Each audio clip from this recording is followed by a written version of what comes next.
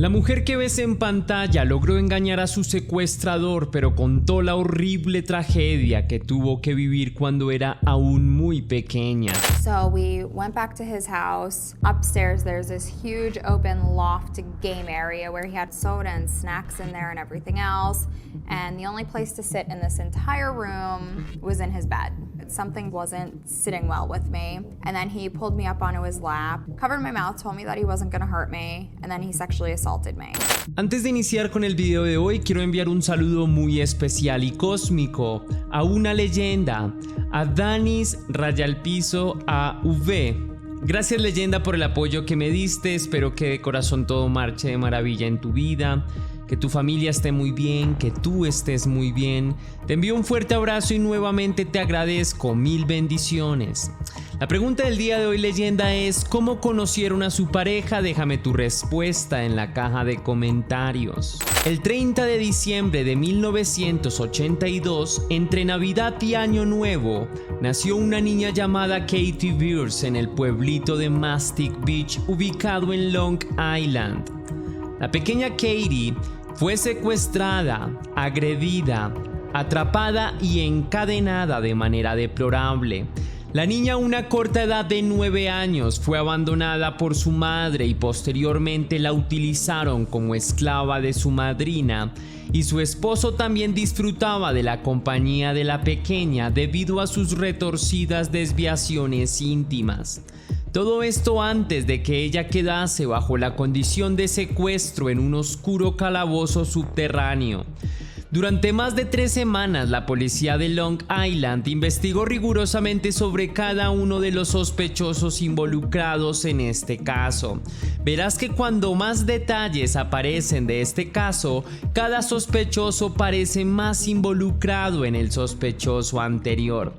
Katie estaba detrás de un muro. Las posibilidades de supervivencia eran escasas, pero para sorpresa de todos, la niña también desempeñó un rol fundamental en su escape. La pequeña de 10 años logró lo inimaginable. Hizo cambiar de opinión a su secuestrador, Caroline Gusoff. Sucedió en una pequeña aldea de Bayshore, Long Island, lugar en donde la pequeña Katie Beers vive una vida equivalente a la de la Cenicienta. Desde que su madre la abandonó, ella ha tenido que ocuparse de la mayoría de las labores domésticas y vive en condiciones tan precarias que podría concluirse que es una forma de esclavitud. La niña ha sido sometida por su madrina Linda y su esposo Sal. Entre las labores de la niña estaban lavar la ropa de ellos, limpiar los baños, preparar la cena. Casi que era el único propósito de vida que la niña tenía mientras iba creciendo. Was pretty much her slave. Pero el servicio que ella prestaba a su madrina era lo menos preocupante, ya que el verdadero monstruo de la casa era su propio tío, quien abusaba íntimamente de la niña desde que tenía 2 años, y fue hasta cumplir sus 7 años que Katie, exhausta de lo que sucedía desde su infancia temprana, trató de contarle a su madrina la verdad del hombre con quien ella se había casado. Pero quizá esta no fue la mejor idea. La reacción de su madrina solo empeoró las cosas. De entrada, negó todo lo que la niña con dolor le estaba revelando y la llamó en medio de muchos improperios mentirosa, concluyendo la conversación con un «retírate, niña, que no quiero verte». Las consecuencias se hicieron más y más visibles con el paso del tiempo. A la pequeña Katie se le prohibió asistir a la escuela y creció completamente aislada del mundo real. Su único amigo se llamaba John Espósito, el típico amigo de la familia, pero para Katie la conexión entre ella y él era algo más que especial. Lo cual es extraño, pero se entiende, ya que la niña nunca tuvo más amigos. Ella recuerda con cierto cariño que su tiempo más feliz durante su infancia era el tiempo curiosamente compartido con John. De algún modo retorcido, esto es más usual de lo que uno creería. El amor que un niño genera hacia alguien que le da una leve sensación de seguridad y confianza le hacía sentir amor por él, pues se sentía ligeramente más humana cuando John estaba estaba en casa. Lo peor de toda esta historia es que Katie no imaginaría que la situación en casa podría empeorar. 2 días antes de cumplir 10 años, la niña sería secuestrada. John Esposito had tried getting me to sneak out of my godmother's house to meet with him. I would think about sneaking away. Then, thank God, I was too scared. John Esposito bought me a Barbie dream house and said he was going to come back later in the afternoon to put it together. Durante ese cumpleaños, Katie se había quedado con John y juntos habían ido a Spaceplex, el lugar favorito de ella en todo Long Island. Era la celebración que ella esperaba, su lugar favorito con su persona favorita. Vale la pena comentar que el apodo impuesto por los niños locales de John era el Gran John, debido a que era un miembro conocido del programa Gran Hermano, Gran Hermana. Estar en Spaceplex era un sueño, era el lugar que podría emocionar a cualquier niño.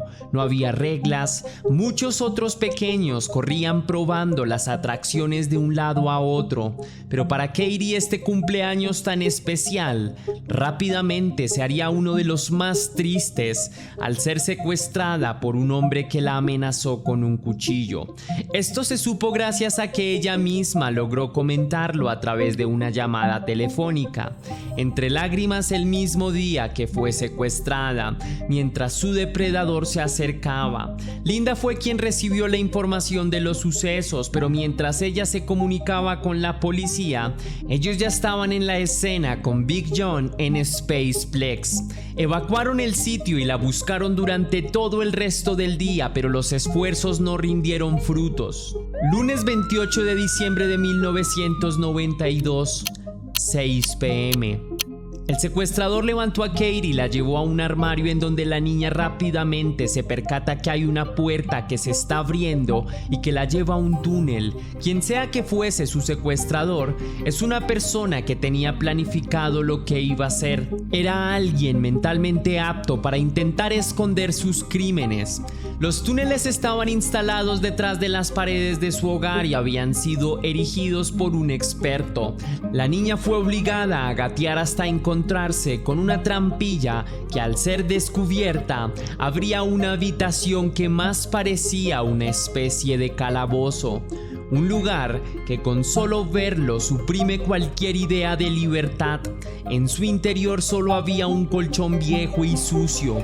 El lugar era como un ataúd insonorizado rodeado de cadenas, y para cuando entró su captor, con hipocresía expresó: "Bienvenida a tu nuevo hogar". Las declaraciones de su madrina solo sostenían lo que se comentó en la llamada. Linda sabía que era perseguida por un hombre con un cuchillo e inminentemente la llamada se cortó sin darle tiempo de compartir más palabras. Esas fueron las únicas declaraciones ofrecidas por la mujer sobre la llamada recibida el día del secuestro. Esto preocupó de sobremanera al jefe de la división de secuestros de la policía de Long Island, Dominic Barron. A Dominic le asombró que Katie hubiese colgado la llamada con tanta inmediatez. Desde su experiencia, existen ocasiones en las que hay secuestros diseñados para parecer secuestros. Y sí, tanto su experiencia como la estadística le daban la razón, como el hecho de que el 95% de los secuestros son perpetrados por familiares cercanos. Otro hecho sugerente de la inusual llamada estaba relacionada con lo poco creíble. Para el jefe de la división de secuestros, el hecho de que Katie usara la palabra secuestro le resultó extraño, y lo más curioso es imaginar cómo pudo la pequeña niña de 10 años escapar del secuestrador y usar el teléfono. Las primeras sospechas eran importantes, pero tocaba empezar a investigar lo sucedido y dejar las hipótesis para después. La prioridad era rescatar a Katie, pues en este tipo de casos cada minuto cuenta. Si el equipo de policía querían romper las cadenas de la tortura de la niña, era importante encontrarla rápido. Sin importar las extrañas incongruencias de la llamada, lo fundamental era salvar a la niña que estaba en apuros. apuros. Katie estaba en peligro. Lamentablemente no había rastro que perseguir en Spaceplex. Era como si ella nunca hubiese estado allí y por el momento la única pista que se tenía era la grabación de la angustiante llamada realizada de Katie a Linda. Por lo que Dominic Perron decidió usar todo lo que estuviera a su alcance para dar con el paradero de la niña. Lo primero fue enviar la cinta de audio de la llamada y el dispositivo con el que se grabó al FBI. Mientras esperaban los hallazgos del FBI, Perron siguió el curso de su investigación. Naturalmente empezó por quienes serían los sospechosos más factibles, así que comenzó con los protagonistas principales de esta historia. Marilyn Beers, la madre natural de la niña, una madre caótica e incompetente. Después estaría Linda Inghilleri, la negligente madrina que fingía amarla después de la noticia, pero mientras vivía con ella solo la usó para hacer todo tipo de labores domésticas. Sal Inghilleri, el esposo de la madrina, acusado de abusar íntimamente a Katie Beers, y el cuarto sospechoso sería la única persona que no era de la familia, la última persona que vio a Katie antes del secuestro, John Esposito, el amigo de la familia. Después de un corto tiempo, el FBI finalmente compartió lo que encontraron en la grabación. Ahora se sabía que la llamada realizada por Katie se realizó desde una cabina telefónica frente a Spaceplex, lo que resultaba raro para los investigadores que aún no encontraban ningún rastro de ella dentro del centro recreativo. Y otro hallazgo fascinante fue el que indicaba que Katie no llamó una sola vez a su madrina, lo hizo más de 19 veces antes de dejar un contestador automático. Y aún más impresionante fue que al analizar el audio, los científicos de la FBI determinaron que en realidad Katie no se liberó e hizo la llamada. El audio correspondía a una grabación. Alguien grabó a la niña y ese alguien quería engañar a la justicia, haciéndoles creer que la llamada era auténtica, realizada en Spaceplex. El detective estaba empezando a armar pausadamente el rompecabezas mientras pensaba que el criminal estaba pretendiendo engañar a todos. El secuestro de Katie no era más que una fachada para un plan mucho más siniestro. La llamada telefónica fue solo un segmento del plan para hacer pensar a la policía que Katie había sido secuestrada. De vuelta al calabozo, Katie empezó a intuir lo que sucedería, así que decidió luchar con todas sus fuerzas. La niña notó que la puerta del ataúd estaba suelta y allí derrochó la mayor parte de su energía. Pateaba con toda su fuerza, pretendiendo que la puerta se rompería y con eso saldría de manera más o menos segura. Sin embargo, aunque su estrategia logró avances para escapar del ataúd, la niña olvidaba que afuera del lugar en que estaba recluida había un enorme calabozo. Al final lo dedujo, no tenía dónde ir, entonces cambió su plan. Ahora buscaba entre los estantes más cercanos alguna herramienta que pudiera usar para emplearla como sistema de autodefensa. Y allí en su búsqueda encontró un manojo de llaves. Sin saberlo retiró una de las llaves y la escondió debajo del colchón. Antes de tener una oportunidad de pensar y una forma en cómo confrontar a su captor, la niña escuchó los pesados pasos, presagio de que él ya venía a su celda. Era demasiado tarde para idear algún plan. Los pasos hacían eco en el pasillo y cada vez se volvían más ruidosos. Tan pronto como el hombre bajó, lo primero que vio era que la puerta estaba medianamente abierta y seguido de esto, se encargó de abusar íntimamente a la niña para corregir su conducta.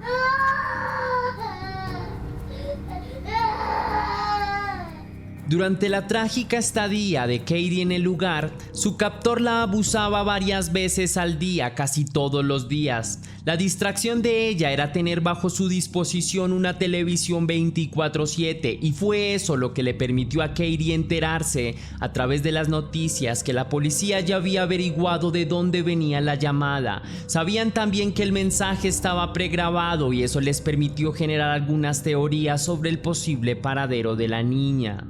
Aunque para ser más contundentes había aún varias preguntas por resolver. En la prisión en la que Katie estuvo recluida, ella pudo escuchar los testimonios de cada uno de sus familiares, comenzando por Marilyn, su madre biológica, quien logró hacerla romper en llanto y sintió que sus palabras eran honestas. Pensaba que realmente ella la había extrañado y que era verdad, que su madre deseaba que la encontraran, lo que alivió un poco al tan golpeado corazón de la niña y algo de esperanza emergió en su interior. Desde la perspectiva de Marilyn, tanto la madrina Linda como su esposo Sal eran los culpables detrás del secuestro porque perdieron la custodia en el momento en que ella misma presentó cargos en contra de Sal por abuso íntimo a Katie. De vuelta en la mazmorra, Katie vio ahora a Sal diciendo que esperaba su pronta aparición. La niña sintió ira. Ella sabía que a él no le importaba lo que le sucedería, si moría o permanecía secuestrada. Le daba igual, además de que aquel cínico ya había abusado de ella. Ella deseaba que sobre él cayera la justicia por abusarla. 2 years old, I was sexually abused by my godmother's husband. El jefe Barron no se precipitó y tampoco se animó a lanzar conclusiones impulsivas, ya que varios de los sospechosos parecían tener varios grados significativos de responsabilidad en este caso. El jefe tenía muchas razones para pensar que no solo Marilyn podría ser la culpable, sino que también deberían haber otras personas tratando de incriminar a alguien más.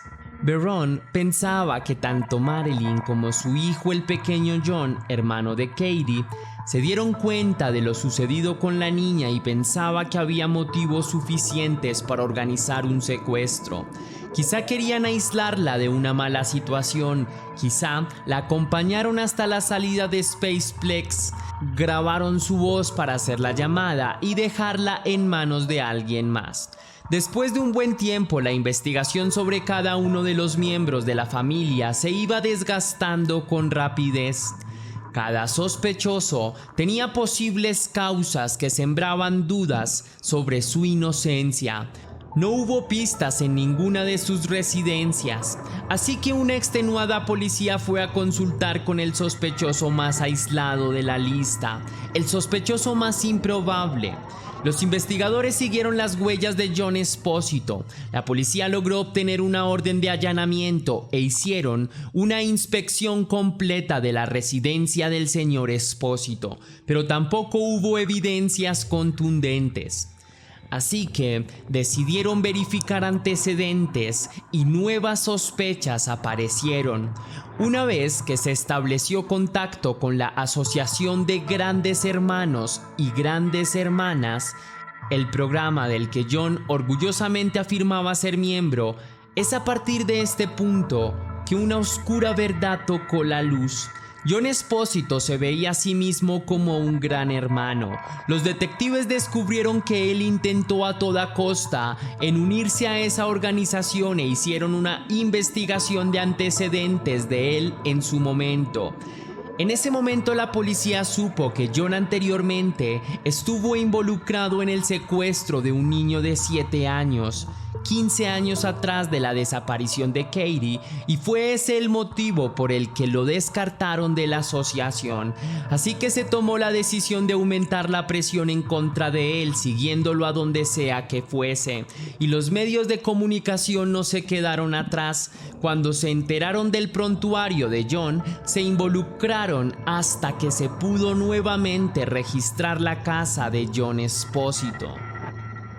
La policía registró tanto la casa como el garaje reformado de John. En ese momento, Espósito se volvió en el sospechoso número 1 y la pequeña Katie veía en noticias cómo algunos noticieros estaban acampados frente a su casa. Y si aún no imaginas quién es realmente el secuestrador, efectivamente se trataba de John Espósito, mejor conocido como Big John. Todo este tiempo el hombre que dedicó su energía en fingir ser un amigo para Katie en realidad llevaba bastante tiempo planificando e ideando cómo secuestrarla. Went back to his house. Upstairs, there's this huge open loft game area where he had soda and snacks in there and everything else. And the only place to sit in this entire room was in his bed. Something wasn't sitting well with me. And then he pulled me up onto his lap, covered my mouth, told me that he wasn't gonna hurt me, and then he sexually assaulted me.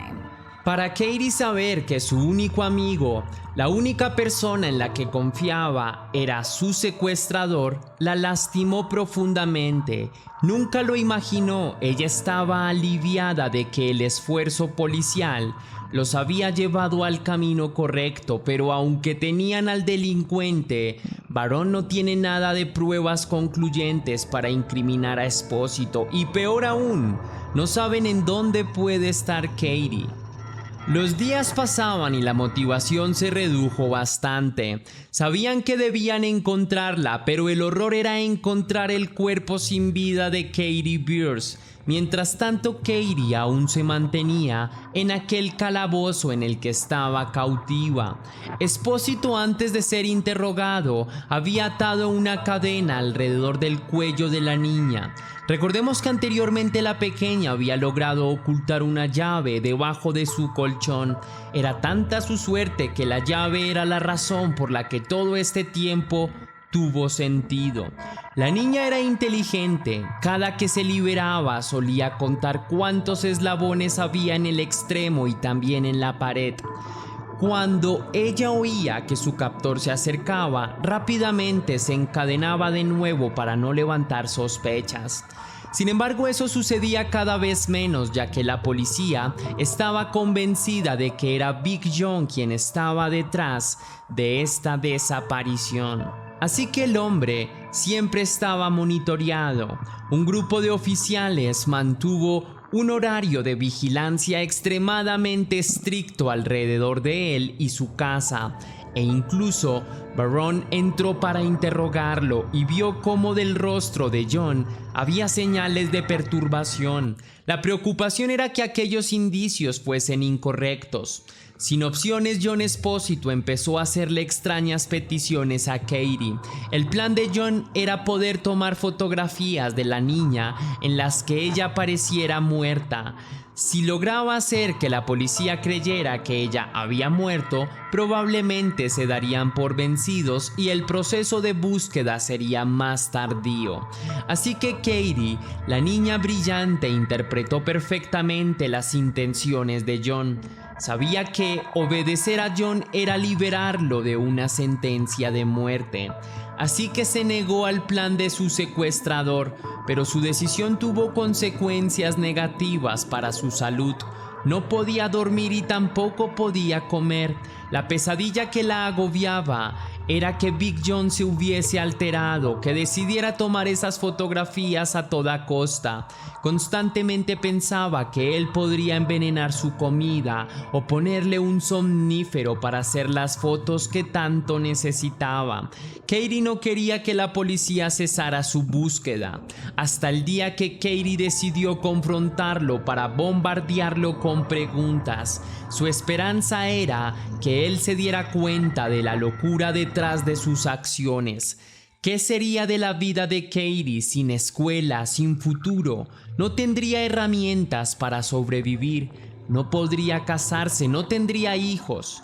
Pero John siempre tenía respuestas rápidas, solía contestar cosas como: no te preocupes, seré tu esposo, tendremos hijos y seremos felices. A lo que la niña lo refuta dejando en claro que no era eso lo que ella quería. Con tan solo 10 años ya estaba asqueada de John. Imaginar su vida a largo plazo desde su calabozo le hacía sentir repulsión. Espósito comenzó a romperse entre el rechazo, los interrogatorios y regaños de la niña, sumado a la presencia policial que lo mantenía bajo observación. Barron sospechaba implacablemente de él. Fue tanta la presión que Big John confesó a la niña su plan. Sus opciones eran bien sea eliminarla o huir. Así de fácil. pero se estaba decantando por ponerle punto final a la vida de la niña o la dejaría morir de sed o inanición en el calabozo. Ella empezó a decirle que se sentía enferma y que no se sentía bien. La policía constantemente acosaba la puerta de John. Finalmente el hombre se agotó, pero el ultimátum del estrés en aumento lo recibió al hablar con su abogado. Él le dijo: «Tengo algo importante que decirte», y continuó soltando la revelación: «Sé dónde está Katie», a lo que el abogado preguntó: «¿Qué estás diciendo?», y ahí descubrió el paradero de la niña. Ella está detrás de la pared.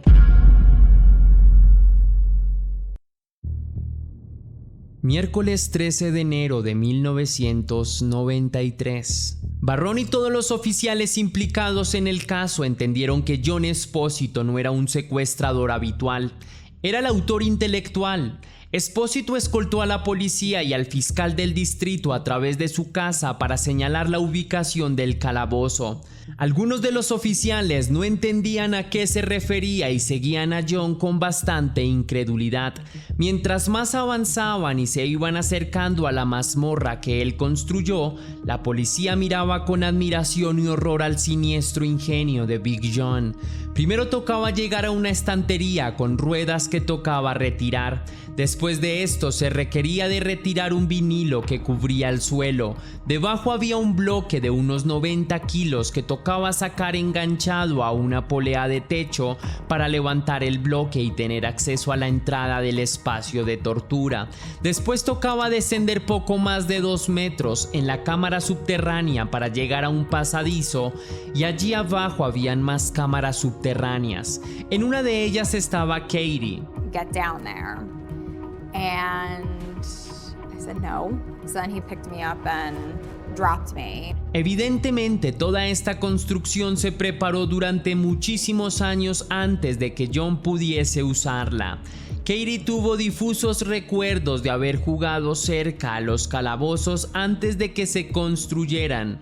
Fue para esa época que John se proyectó a encerrar a Katie como su primera víctima. Cuando Barrón finalmente ingresó, la niña no podía creer que la hubiesen encontrado. La puerta se abría lentamente y detrás de ella por fin veía un rostro diferente. La niña recuerda que les escuchó decir: «Somos la policía, ahora estás a salvo». Entre lágrimas, la pequeña Katie veía con sorpresa el aún estar viva. Pero la sorpresa no era solo de ella.